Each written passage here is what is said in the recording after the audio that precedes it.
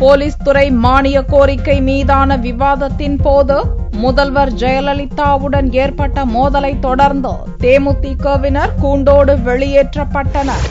தமிழக சட்டசபையில் புதன்கிழமையன்று போலீஸ் மற்றும் தீயணைப்புத்துறை மானிய கோரிக்கை மீதான விவாதம் நடந்தது. விவாதத்தை துவக்கி வைத்து தேமுதிக கொறடா சந்திரகுமார் பேசினார். அப்போது குறுக்கிட்ட முதல்வர் ஜெயலலிதா தமிழகத்தில் அதிக அளவிலான போராட்டத்திற்கு அனுமதி வழங்கப்படுவதாகவும் தமிழகத்தில் ஜனநாயகம் தழைத்தோங்குகிறது என்பதையே இது காட்டுவதாகவும் கூறினார். அதிகப்படியான போராட்டங்கள் நடைபெறுகின்றன என்றால் மக்கள் அத்தகைய சூழ்நிலைக்கு தள்ளப்பட்டிருக்கிறார்கள் என்று பொருள் அல்ல. இங்கே தாராள மனதுடன் உண்மையான ஜனநாயக கோட்பாடுகளின்படி யார் போராட்டம் நடத்த விரும்பினாலும் அனுமதியை தருகிறோம்.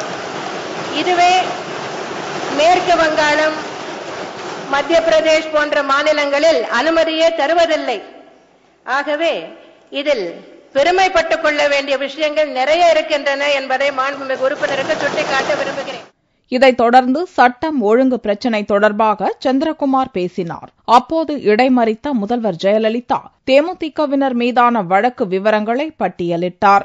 பதிலுக்கு தேமுதிகவினர் பேச முயற்சித்த போது சபாநாயகர் தனபால் அனுமதி மறுத்தார். இதைத் தொடர்ந்து சபாநாயகரின் இருக்கைக்கு அருகே சென்று முற்றுகையில் ஈடுபட்ட தேமுதிகவினர் வெளியேற்றப்பட்டனர்.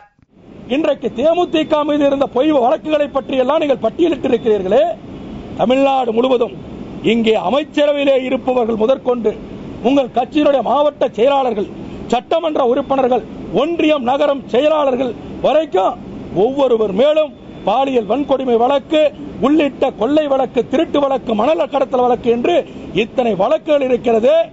இதையெல்லாம் நீங்கள் பட்டியலிட்டு இந்த இடத்திலே சொல்ல முடியுமா என்று கேட்டோம்.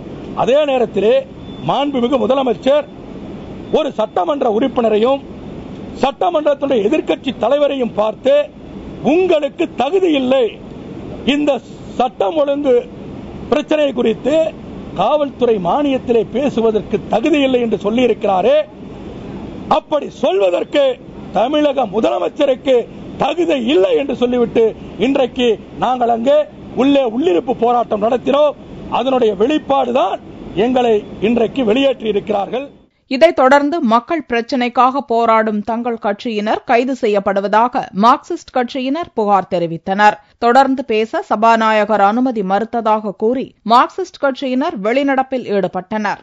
சட்டமன்றத்திலே நாங்கள் எழுப்ப வேண்டிய பல முக்கியமான பிரச்சனைகளை எழுப்புவதற்கு அனுமதியை மறுக்கிறார்கள். மார்க்சிஸ்ட் கம்யூனிஸ்ட் கட்சியுடைய மாநில செயலாளர் தோழர் ராமகிருஷ்ணன் மீது வழக்கு போட்டிருப்பதை குறிப்பிட வருகிற போது அனுமதியே இல்லை, நீங்கள் முடித்துக் கொள்ளுங்கள் என்று அடுத்தவரை பேச அழைக்கிறார்கள்.